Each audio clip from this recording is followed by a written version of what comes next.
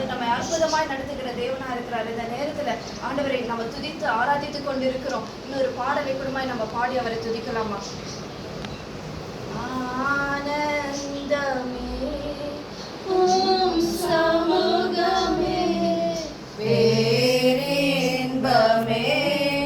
உங்க பிரசன்னமே ஆனந்தமே சமூகமே பேரின்பமே உங்க பிரசன்னமே உங்க சமூகத்திலே ஒன்று கூடி உள்ளோம் உங்க பிரசன்னத்திலே களி கூற வந்தோம் உங்க சமூகத்திலே ஒன்று கூடி உள்ளோம் உங்க பிரசன்னத்திலே களி கூற வந்தோம் இருக்கின்றேன் என்று சொன்னீரே இருப்பதாலே நன்றி சொல்வேனே இருக்கின்றேன் என்று சொன்னீரே இருப்பதாலே நன்றி சொல்வேனே ஆனந்தமே உம் சமூகமே பேரின்பமே உங்க பிரசன்னமே ஆனந்தமே உம் சமூகமே பேரின்பமே உங்க பிரசன்னமே அன்பே என்னுயிரே உயிரே என்னுறவே அன்பே இயேசுவே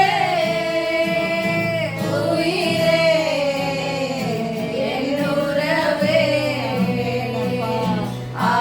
ஆனந்தமே உம் சமூகமே பேரின்பமே உங்க பிரசன்னமே ஆனந்தமே உம் சமூகமே பேரின்பமே உங்க பிரசன்னமே உம்மை பாடுவதே என் மேன்மை உறவாடுவதே எனக்கு இனிமை உம்மை பாடுவதே என் மேன்மை உறவாடுவதே எனக்கு இனிமை ஆனந்தமே உம் சமூகமே பேரின்பமே உங்க பிரசன்னமே ஆனந்தமே மகிமுண்டாகட்டும்.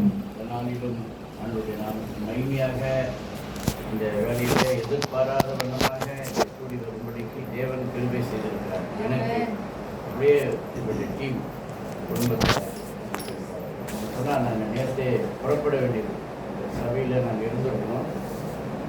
இந்த சபை முடிஞ்சிருச்சு, நடந்து முடிஞ்சிருச்சு. நாங்கள் ஆன்லைன்லேயே பார்த்துருந்தோம்.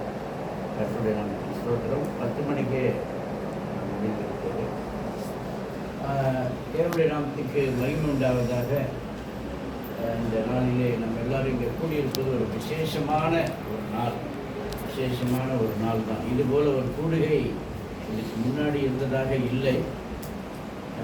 அதனால் இதுதான் முதல் முறை இது மாதிரி குடும்பத்தார் ஒன்று சேர்ந்து இந்த இடத்துல இங்கே ஆராதிக்கிறது இல்லையப்பா.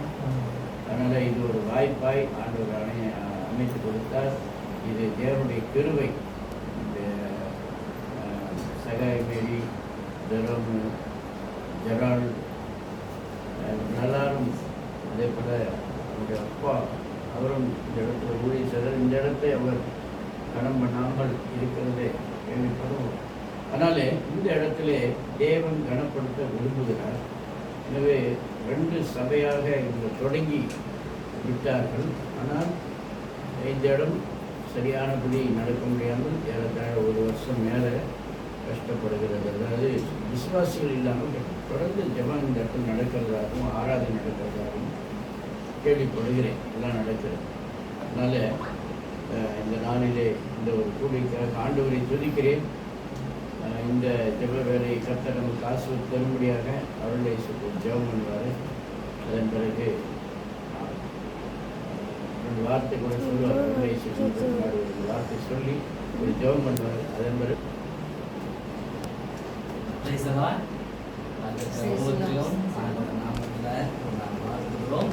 நிச்சயமாக நம் கண்களை மூடி நாம் ஜெபிப்போம்.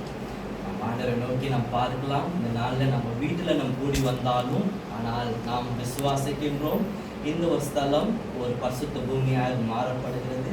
நாம் எங்க ஜனங்கள் கூடி வரார்களோ, வசனம் இப்படியாக சொல்லுகிறது, எங்க 2 பேர் 3 பேர் இயேசுவின் நாமத்தினால் கூடுகிறார்களோ அந்த இடத்துல ஆண்டவர் வருகிறார் என்று சொல்லி இந்த நேரத்திலுமாக நம் கண்ணுகளை மூடி நாம் ஜெபிப்போம்.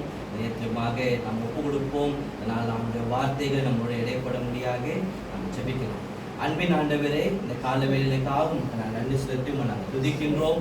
இந்த அருமையான இந்த அழகான நாளில் ஓய்வாராதனை இந்த நாளில் ஆண்டவரே குடும்பத்தார் மத்தியில் நாங்கள் செயல்படும்படியாக நீர் பாராட்டின கிருபைக்காகவும் நாங்கள் நன்றி செலுத்துகிறோம்.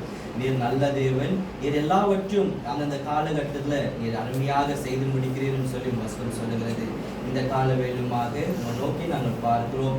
எங்களுக்காக வழிகளை உருவாக்குகிற தேவனாய் நீங்கள் இருக்கிறீங்க. அதுக்காக நன்றி. இந்த நாளுமா உங்களை நோக்கி நாங்கள் பார்க்கிறோம் ஆண்டவரே.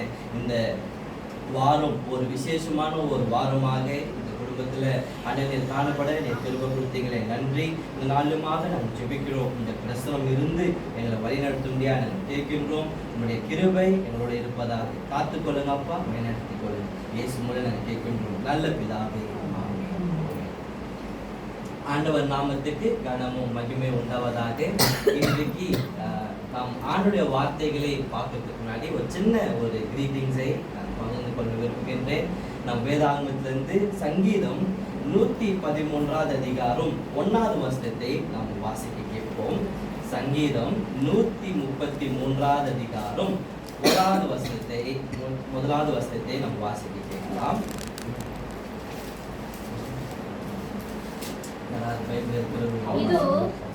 இதோ சகோதரர் ஒருமித்து வாசம் பண்ணுகிறது. எத்தனை நன்மையும் எத்தனை இன்பம் ஆனது.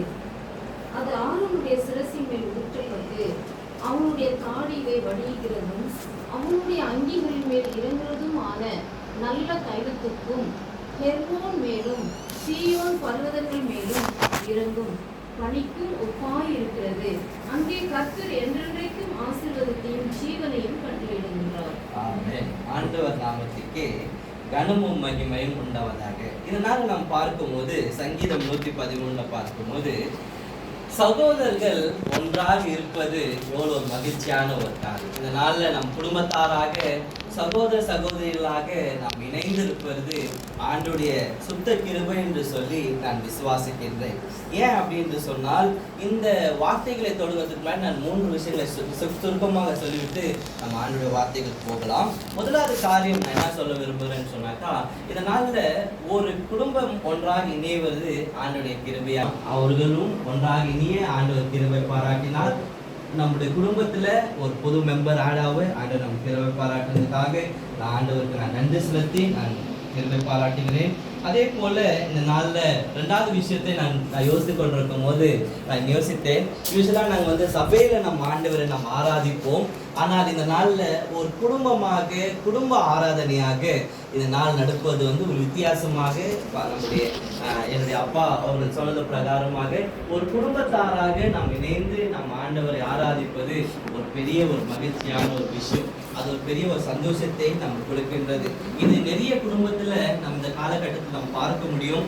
குடும்பத்தார் அது மட்டும் இல்லாமல் நம் கிறிஸ்துவர்களாக இருந்தாலும் குடும்பத்தார் ஒன்றாக இணைந்து சபையில நம்ம ஒரு இடத்துல நின்று நம்ம ஆண்டவரை நம்ம வாசித்த பிரகாரமாக இதனால் நம் கூடி வந்தது ஆண்டவருக்கு பெருமையான ஒரு காரியமா இருக்கிறது. நாம் சகோதர சகோதரிகள் நம் ஒருமையாக இருப்பது, யூனிட்டி ஒருமனமா இருப்பது ஆண்டவருக்கு ஒரு பிடித்த ஒரு காரணமா இருக்குது. அவருடைய பிள்ளைகள் எங்கும் செல்லாதபடிக்கு அவர் என்ன பண்ணலாம், சட்டை ஊழியக்காரர்களுக்கு சரி, விசுவாசிகளும் சரி, கர்த்தரை தொழுது கொள்ளுகிற ஒரு நாள் வரும்போது அந்த நாளை மிக பயபக்தியோடு கூட அனுசரிக்கிறது எல்லா சபைகளிலும் அது வழக்கம், எல்லா குடும்பங்களிலும், கிறிஸ்தவ குடும்பங்களிலும் வழக்கம். சபைக்கு செல்லாவிட்டாலும் நாம் கூடி கர்த்தரை ஆராதனை செய்வது அவருக்கு மிக பிரியமான ஒரு காரியம்.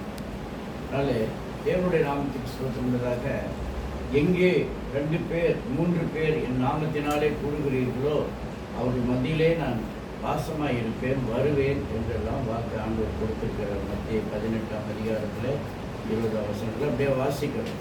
எனவே ஆண்டவர் நம் மத்தியிலே இருக்கிறார். குடும்பத்தாராய் இது ஒரு குடும்ப ஆராதனை அப்படின்னு சொல்லி சொன்னது நல்ல தலைப்பு, குடும்ப ஆராதனை. இப்போ குடும்பத்தாராய் இருக்கிறோம், வேறு வேறு சபைக்கு நம்ம செல்றவங்களா இருக்கிறோம்.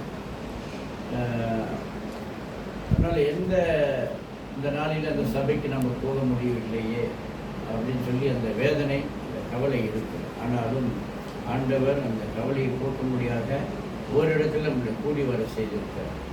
இப்போ நம்ம மனநிலைமையை சரிப்படுத்தி கொண்டு நம்மை தாழ்த்தி ஆண்டவரிடத்தில் அர்ப்பணிக்கும் போது தான் தேவ பிரசன்னத்தை உணர முடியும், தேவனுடைய ஆசீர்வாதத்தை நாம் பெற்றுக்கொள்ள முடியும்.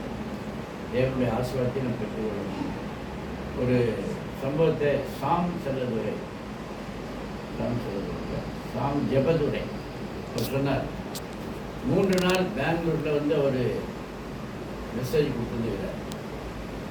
அது மாதத்தில் ஒரு நாள் பாஸ்டிங் ப்ரேயர் வைக்கிறார். நான் பார்த்துருக்குறேன். அதெல்லாம் ஒரு 35 வருஷத்துக்கு முன்னாடி சம்பவம், 35 வருஷம் முன்னாடி. நான் நிறைய அந்த பாஸ்டிங் ப்ரேயர்லாம் கலந்துனுக்கிறேன். அப்போது ஒரு முறை சொன்னார், போன முறை வந்திருக்கும்போது ஒரு அம்மா என்கிட்ட என்னையே விட்டு பார்த்துட்டு இருந்தாங்க, அவங்க நல்லா விசுவாசமாக கேட்டுருக்குறாங்க அப்படின்னு சொல்லி அவங்கள கிட்ட கூப்பிட்டு, அம்மா வாங்க, நீங்கள் ரொம்ப விசுவாசமாக இருக்கீங்க, உங்களுக்கு ஒரு ஜெபம் பண்ணுறேன் அப்படின்னு சொல்லி அவர் சொன்னாங்க. அப்போது 3 நாளாக அவ்வளோ கவனமாக கவனிக்கும் அப்படின்னு. ஆனால் அந்த கிட்ட அந்த அம்மா என்ன சொல்லிச்சாங்க, நான் உங்களை கவனிக்கலை, உங்கள் பிரசங்கத்தை கூட சரியாக கவனிக்க முடியாமல், நீங்கள் ஷூ போட்டுன்னு பேசுகிறீங்க, அது எங்களுக்கு பிடிக்கல, அதே நினச்சிட்டு நான் சிந்தனையாக இருந்தேன். அதனால தான் நான் கவனிக்கிற மாதிரி உங்களுக்கு தெரிஞ்சிருந்தா கூட நான் அந்த ஷூ தான் பார்ப்பேன். ஏம்மா நீ வந்தது அதே இதை பார்க்க தானே வந்தேன், என்ன குறை இருக்குதுன்னு பார்க்கறதுக்கு வந்தேன், வசனத்தை கேட்கறது தானே அப்படின்னு சொல்லி அவர் சொன்னார். அடுத்த வார்த்தை சொன்னாரா. அப்போ அந்த அம்மாவுக்கு, சாரி, என்னை மன்னிச்சிடுங்க, என்னுடைய தப்பு தான்.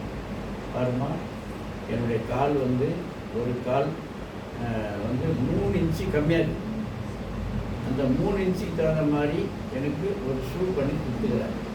இந்த பக்கம் நார்மலாக இருக்குது. 2 பேண்ட்டு காமிச்சா, அது இந்த கால் கரெக்டாக இருக்குது, இது ஹைட்டாக இருக்குது, ஷூ ஹைட்டு தெரிஞ்சாமா அப்படின்னு சொன்னார். அதனால் நம்ம குறைகளை இதெல்லாம் பார்க்கக்கூடாது, வசனத்தை பார்க்கணும். அதுக்கு உதாரணமாக எலியாவை பற்றி சொன்னார். எலியா பார்த்தியா, அவர் பசியாக இருந்தது, தாகம் கொடுத்துச்சு, தாகத்தை பற்றி அவருக்கு தெரியாதா, நாம் கொடுத்தா சாப்பிடணுமா? ஆனால் அதே நம்ம பசி எடுத்து ஒரு நேரத்தில் அது மாதிரி ஒரு பொருள் கிடைச்சா கண்டிப்பாக சாப்பிடணும் அப்படின்னு சொல்லி சொன்னார். அதனால் நம்ம வசனத்தை மனநிலைமையை சரிப்படுத்தி கொண்டு வசனத்தை கவனித்தால் தேவ பிரசன்னம் மேலே. வசனம் உயிர் உள்ளது தான், வசனத்துக்கு ஜீவன் இருக்கிறது, வசனம் தான் நம்மை காப்பாற்றுகிறதா இருக்குது. அதனால் ஆண்டவர் தானே